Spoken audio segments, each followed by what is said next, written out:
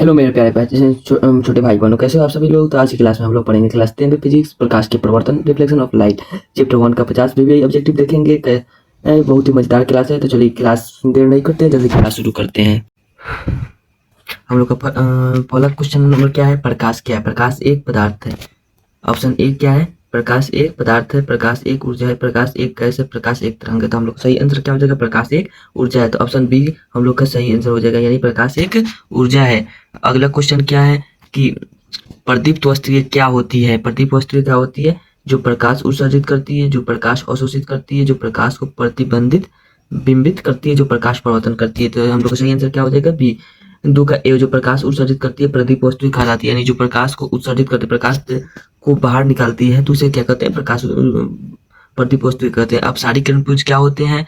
अब सारे जो प्रकाश की किरणें समांतर होती है, जब प्रकाश की किरणें एक बिंदु पर मिलती है, जब प्रकाश की किरणें फैलती है, जब प्रकाश की किरणें सीधी होती है। तो अपसारी किरण पुंज किसे कहते हैं, तो देखिए किरण पुंज तीन प्रकार के होते हैं, अपसारी, अभिसारी और समांतर किरण पुंज। अभिसारी किरण पुंज जो एक बिंदु पर आकर मिलते हैं, यानी जो एक रेखा हो गया। और अभिसारी किरण पुंज क्या है कि यहाँ से कहीं से प्रकाश आया और यहाँ पे मिल गया, कहीं से प्रकाश इधर से आया इधर से मिल गया, यानी इसी प्रकार इधर से भी प्रकाश आया, यहीं पे एक बिंदु पर आकर केंद्रित हुआ, उसे अभिसारी किरण पुंज कहते हैं। और अपसारी किरण पुंज किसे कहते हैं, अपसारी किरण पुंज कहते हैं कि एक बिंदु से प्रकाश की किरणें, जब प्रकाश की किरणें यहाँ से निकलते एक बिंदु से निकलकर फैलती चली जाती है, तो उसे क्या कहते हैं, अपसारी किरण पुंज। प्रकाश की किरणें एक बिंदु पर मिलती है, प्रकाश की किरणें फैलती है। तो ऑप्शन सी क्या हो जाएगा, हम लोग का सही आंसर हो जाएगा ऑप्शन सी। अगला क्वेश्चन क्या है, पारदर्शी पदार्थ क्या होता है। पारदर्शी पदार्थ वह पदार्थ होता है कि जिससे प्रकाश की किरणें आसानी से पार कर जा सके, तो उसे क्या कहते हैं, पारदर्शी पदार्थ। जो प्रकाश को रोकते हैं, ऑप्शन क्या है, जो प्रकाश को रोकते हैं, जो प्रकाश को अवशोषित करते हैं, जिनसे प्रकाश आसानी से गुजरता है, जो प्रकाश, सबसे ऑप्शन सी हम लोग का सही आंसर हो जाएगा, जो जिससे प्रकाश से आसानी से गुजरता है। अगला क्वेश्चन क्या है, एक मिनट, अगला क्वेश्चन है समांतर किरणपुंज किसे कहते हैं। समांतर किरणपुंज हम बताए थे, यानी एक दूसरे के समांतर चले, यानी जब प्रकाश की किरणें एक दूसरे के समांतर चले, प्रकाश किरण दूसरे एक समांतर किरणपुंज कहते हैं। अब तक किरणें फैलती जब किरणें एक बिंदु पर मिल, जब किरणें समांतर होती है, यानी ऑप्शन सी हम लोग का सही आंसर हो जाएगा, जब किरणें समांतर होती है। अगला क्वेश्चन क्या है, अगला क्वेश्चन है प्रवर्तन कोण क्या होता है। परिवर्तन कोण क्या होता है, तो परिवर्तन कोण किसे कहते हैं, आपतित आयरन और परिवर्तित कोण के बीच की कोण, आपतन बिंदु और परिवर्तन कोण के बीच के कोण, आपतित किरण आपतन बिंदु के बीच के कोण, आपतित किरण अपर। तो परिवर्तन कोण किसमें, ऑप्शन बी हो जाएगा सही आंसर। नहीं, आपतित किरण परिवर्तित किरण परिवर्तन, हाँ आपतित किरण, ऑप्शन ए हम लोग का सही आंसर हो जाएगा। आपतित किरण और परिवर्तित किरण के बीच के कोण, आपतित किरण परिवर्तित किरण के बीच के कोण, ए हो जाएगा ऑप्शन ए। अगले का क्वेश्चन क्या है, आपतन बिंदु क्या है। आपतन बिंदु कहाँ है, जहाँ परिवर्तित किरण सतह से टकराती है, जहाँ आपतित किरण सतह से टकराती है, जहाँ आपतित किरण परिवर्तित होती है, जहाँ आपतित किरण से रोका जाता है। तो सही ऑप्शन सी हो जाता है, जहाँ आपतित किरण सतह से टकराती है, यानी ऑप्शन बी हम लोग का सही आंसर हो जाएगा। अगले का प्रश्न क्या है, 8 नंबर प्रश्न है, समतल दर्पण द्वारा बनाए गए प्रतिबिंब की विशेषताएं क्या होती है। तो प्रतिबिंब उल्टा होता है, प्रतिबिंब वस्तु का आकार से छोटा होता है, प्रतिबिंब वस्तु के आकार के बराबर होता है, प्रतिबिंब दर्पण के पीछे नहीं बनता। समतल दर्पण का हमेशा क्या होता है, प्रतिबिंब वस्तु के आकार के बराबर होता है, ये प्रतिबिंब जो बनेगा वस्तु के आकार बना के बनेगा। ऑप्शन सी हम लोग का सही आंसर हो जाएगा। अगले का क्वेश्चन क्या है, उत्तल दर्पण की फोकस क्या होता है। द्रव की ध्रुव पर दर्पण की वक्ता केंद्र के स्थित मुख्य अक्ष पर वह बिंदु जहां किरणें आती है, मुख्य अक्ष पर वह बिंदु जहां किरणें परिवर्तित होती है। तो ऑप्शन सी हम लोग का सही होगा, मुख्य अक्ष की वह बिंदु जहां से किरणें आती है, जहां से किरणें आती है वो क्या होता है, उत्तल दर्पण का फोकस होता है। और 10वां नंबर प्रश्न है, अवतल दर्पण का उपयोग किसमें किया जाता है। तो अवतल दर्पण का उपयोग हजामती दर्पण में किया जाता है। ऑप्शन बी से हम लोग का सही हो जाएगा, अवतल दर्पण का उपयोग हजामती दर्पण में किया जाता है। साइड मिरर में, सर्च लाइट में, गाड़ियों सर्च लाइट में, इसमें उत्तल दर्पण का उपयोग किया जाता है।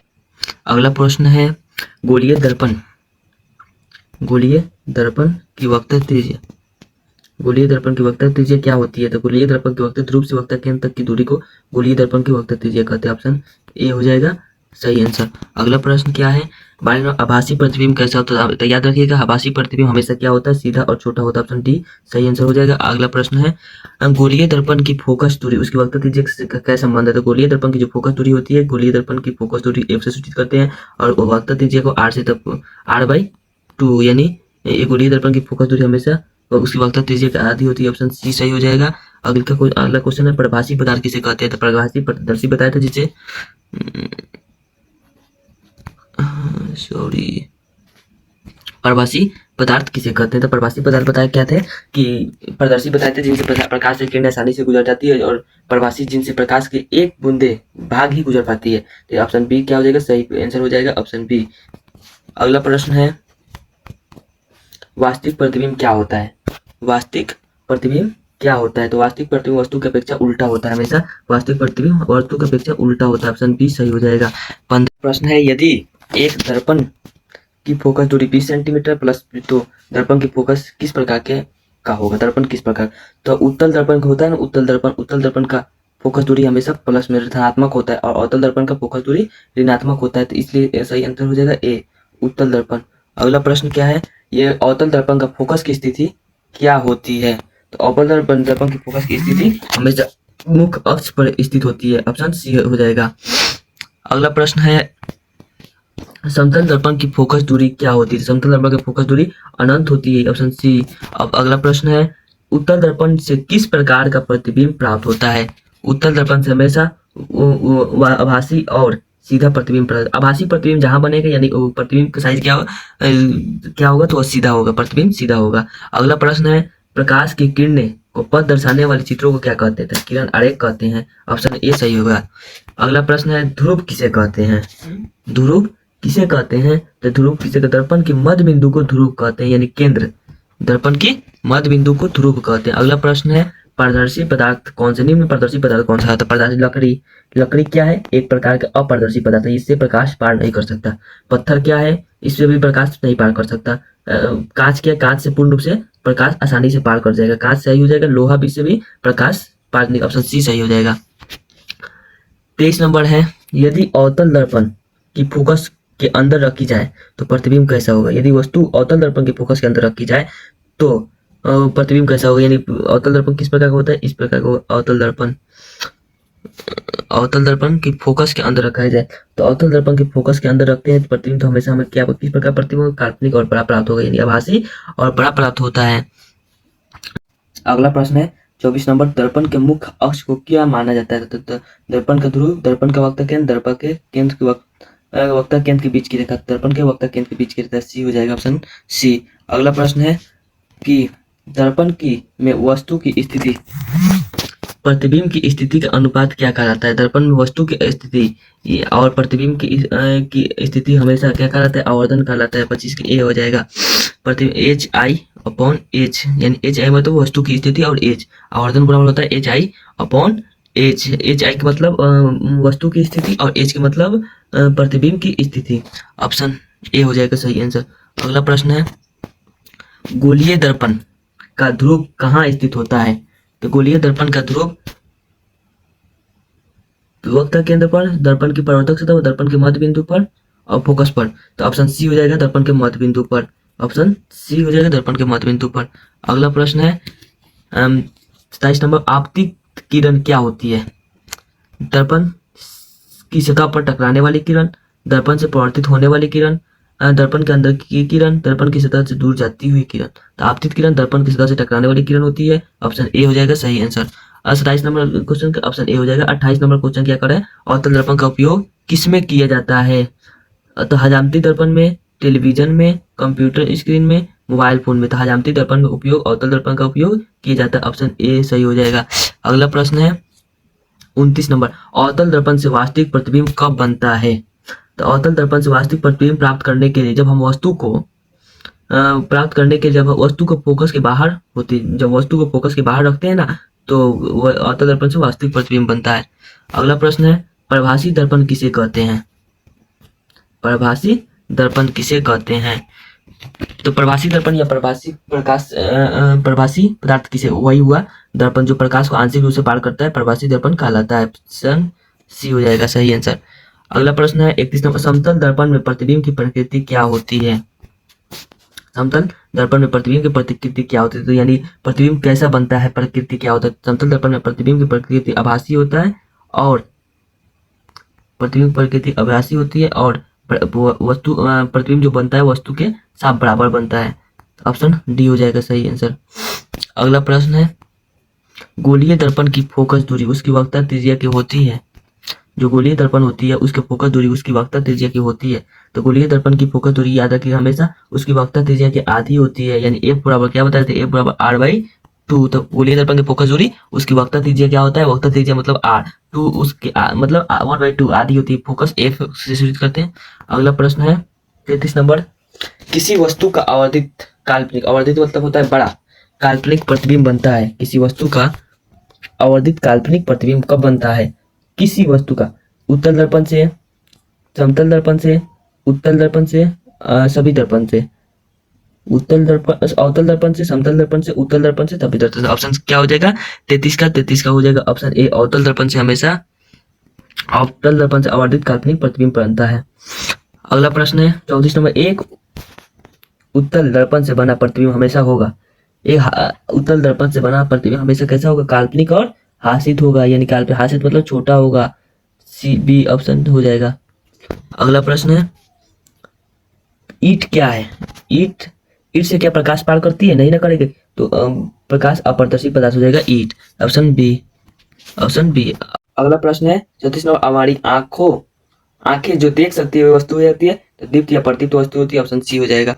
अगला प्रश्न क्या है, एक मनुष्य समतल दर्पण की और 3 मीटर प्रति सेकंड की चाल से आ रहा है, मनुष्य दर्पण में अपना प्रतिबिंब किस चाल से आती हुई प्रतीत होगा, समतल दर्पण में किस चाल से आती हुई प्रतिबिंब होगा, तो 3 मीटर प्रति सेकंड से मनुष्य अपना प्रतिबिंब किस चाल से आता है, वो 6 मीटर प्रति सेकंड से आता हुआ प्रतीत होगा, ऑप्शन सी हो जाएगा। 37 का ऑप्शन सी। 38 का क्या हो जाएगा, संयुग्मी फोकस संभव है, तो संयुग्मी फोकस होता है ना, वो केवल अवतल दर्पण में संभव होता है, संयुग्मी फोकस अवतल दर्पण में संभव होता है। चलिए अगला प्रश्न है, एक उत्तल दर्पण की फोकस दूरी 20 सेंटीमीटर, उसकी वक्रता त्रिज्या क्या होगी, तो उत्तल दर्पण की फोकस दूरी उसकी वक्रता त्रिज्या, तो उत्तल फोकस दूरी क्या होता है, वक्रता त्रिज्या के आधी होती है, फोकस दूरी वक्रता त्रिज्या के आधी होती है, एफ बराबर आर बाई टू, यानी एफ बराबर जो होगा, एफ बराबर आर बाई टू होता है।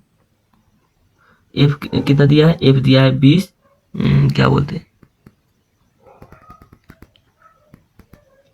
एफ बराबर आर बाई टू होता है, मतलब आर बराबर 2f होता है, तो क्या दिया है, एफ दिया है, तो आर बराबर क्या हो जाएगा 20, 2 गुने 20, 20, यानी आर बराबर 40 सेंटीमीटर, तो ऑप्शन क्या हो जाएगा डी, ऑप्शन डी सही हो जाएगा। 39 के ऑप्शन डी हो जाएगा सही। अगला प्रश्न क्या है 40 नंबर, यदि किसी वस्तु का एक दर्पण के सामने निकट रखने पर प्रतिबिंब सीधा बने किंतु दूर रखने पर उल्टा प्रतिबिंब बने, तो वह दर्पण कौन सा है, तो 40 नंबर, प्रतिबिंब सीधा निकट रखने पर प्रतिबिंब सीधा किसका बनता है, अवतल दर्पण को, जब वस्तु क्या वो, जब अवतल दर्पण वस्तु दर्पण के सामने निकट रखेंगे तो प्रतिबिंब सीधा बनेगा, और जब दूर रखेंगे तो क्या बनेगा, उल्टा प्रतिबिंब बनेगा, ऑप्शन बी सही हो जाएगा। अगला प्रश्न क्या है, ऑप्शन बी लिख लीजिएगा इसमें, ऑप्शन बी। अगला प्रश्न क्या है 41 नंबर, किसी दर्पण के सामने आप चाहे जितनी दूर खड़े हो आपका प्रतिबिंब सीधा ही बनता है, समअवतल दर्पण है, तो समतल और उत्तल दर्पण में क्या बनेगा, कितना भी दूर खड़े हो जा लेकिन प्रतिबिंब हमेशा सीधा ही बनता है, ऑप्शन सी सही आंसर हो जाएगा। अब अगला प्रश्न क्या है,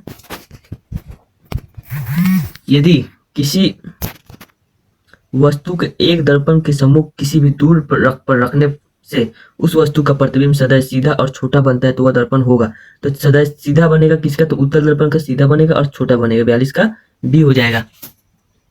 अगला प्रश्न है 43 नंबर, उत्तल दर्पण से प्रतिबिंब सदैव बनता है, उत्तल दर्पण से प्रतिबिंब सदैव बनता है, 43 का हो जाएगा, वक्रता केंद्र तथा फोकस के बीच, वक्रता तथा अनंतता के बीच, ध्रुव तथा फोकस के बीच, ऑप्शन सी हो जाएगा, ऑप्शन सी हो जाएगा, ध्रुव तथा फोकस के बीच। अगला प्रश्न है 44, कि किसी वस्तु को हम तभी देख पाते हैं जब वस्तु प्रकाश को ऑप्शन ए क्या है, अवशोषित करे, प्रवर्तित करे, अपवर्तित करे, प्रवर्तित या अपवर्तित करे, तो ऑप्शन बी हो जाएगा, प्रवर्तित करे, यानी जब किसी प्रकाश को हम तभी देख पाते हैं जब वह वस्तु को परिवर्तित करता है। तो अगला प्रश्न है, किस दर्पण में वास्तविक प्रतिबिंब नहीं बन सकता, तो किस दर्पण में वास्तविक प्रतिबिंब नहीं बनता सकता, तो समतल दर्पण में वास्तविक प्रतिबिंब नहीं बन सकता, समतल दर्पण में हमेशा आभासी प्रतिबिंब बनता है, तो ऑप्शन ए हम लोग का सही आंसर हो जाएगा। ऑप्शन ए सही आंसर। अगला प्रश्न है 46 नंबर। अवतल दर्पण के फोकस से चलती किरण परिवर्तन के बाद प्रधान अक्ष से समांतर हो जाती है, प्रधान अक्ष से लंबवत हो जाती है, ध्रुव से गुजरती है, वक्ता केंद्र से गुजरती है। तो ऑप्शन ए हम लोग को सही हो जाएगा। जब अवतल दर्पण फोकस से चलती किरण चलती किरण परिवर्तन के बाद प्रधान अक्ष के समांतर हो जाती है, ऑप्शन ए सही हो जाएगा। अगला प्रश्न क्या है, क्या समतल दर्पण में बने प्रतिबिंब का पर्दे पर उतार सकते हैं? हाँ, नहीं, निश्चित तौर पर कहना कठिन है, इनमें कोई नहीं था। ऑप्शन बी हो जाएगा, नहीं, समतल दर्पण पर से बने प्रतिबिंब को पर्दे पर नहीं उतार सकते हैं। अगला प्रश्न है, डिग्री है, स्टार नहीं मानिएगा आप लोग। ये 60 डिग्री दिया है, 30 डिग्री दिया है, 45 डिग्री दिया है। अगला प्रश्न है कि प्रकाश एक किरण किसी समतल दर्पण में 60 डिग्री कोण पर बनाते हैं तो टकराती, तो उसकी परावर्तित कोण क्या होगा? तो 48 का सही आंसर हो जाएगा, परावर्तित कोण 30 डिग्री होगा। 49 का समतल दर्पण से किसी वस्तु का प्रतिबिंब कैसा बनता है? जब समतल दर्पण होता है तो उसका किसी वस्तु का प्रतिबिंब कैसा बनता है? तो समतल दर्पण से हमेशा वस्तु का प्रतिबिंब आभासी बनता है, ऑप्शन बी। ऑप्शन बी हो जाएगा। अगला प्रश्न है, अगला आखिरी प्रश्न है, किसी वस्तु से अवतल दर्पण द्वारा प्रतिबिंब आभासी, सीधा तथा वस्तु से बड़ा पाया गया तो वस्तु की स्थिति कहाँ होनी चाहिए? तो ऑप्शन ए है, मुख फोकस तथा केंद्र के बीच, वक्ता केंद्र पर, वक्ता केंद्र से परे, दर्पण के ध्रुव तथा मुख फोकस के बीच। तो ऑप्शन डी हो जाएगा, दर्पण के ध्रुव तथा मुख फोकस के बीच। तो कैसा लगा आज का क्लास? आशा करता हूँ बहुत अच्छा लगा होगा। तब आशा करता हूँ आज का क्लास बहुत अच्छा लगा। तो ये फिजिक्स के फर्स्ट चैप्टर के 50 भी ऑब्जेक्टिव क्वेश्चन थे। तो अगर इसमें कोई डाउट होगा आप सभी लोगों को तो आप कमेंट में बताइएगा, हम आपको सभी लोगों को कोशिश करेंगे जितना हो सके उतना डाउट आपको सोल्व कर सके। चैनल को सब्सक्राइब कर दीजिएगा, लाइक कर दीजिएगा, वीडियो को लाइक कीजिए, शेयर कीजिए, कमेंट जरूर कीजिएगा। तब तक मिलते हैं, चलिए अगले वीडियो में मिलते हैं। तब तक के लिए जय हिंद, जय भारत।